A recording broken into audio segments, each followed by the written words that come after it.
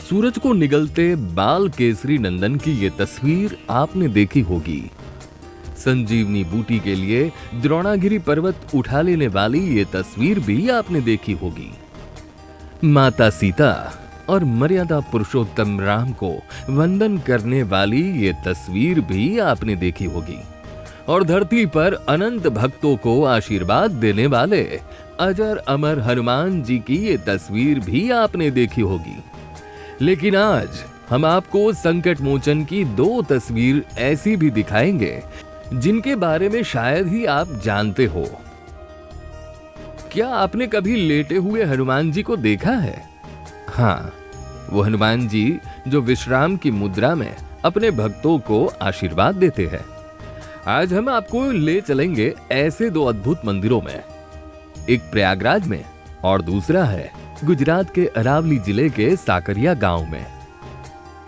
प्रयागराज गंगा, यमुना और सरस्वती का संगम का शहर।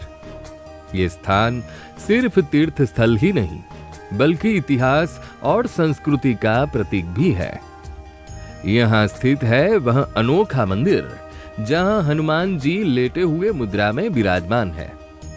वास्तव में इस मूर्ति को इस रूप में स्थापित करने का उद्देश्य है भक्तों को यह संदेश देना कि शक्ति के साथ विश्राम और संयम भी उतना ही महत्वपूर्ण है। मंदिर के भव्य प्रवेश द्वार और मूर्ति के पास भक्तों की श्रद्धा देखते ही बनती है।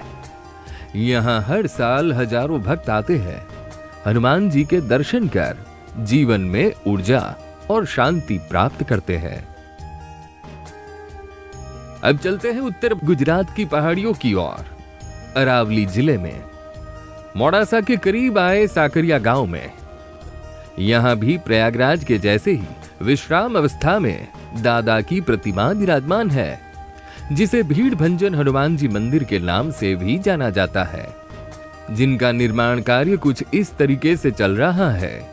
जानना यह भी जरूरी है कि काली चौदस और शनिवार के दिन यहाँ भक्तों की भीड़ ज्यादा रहती है।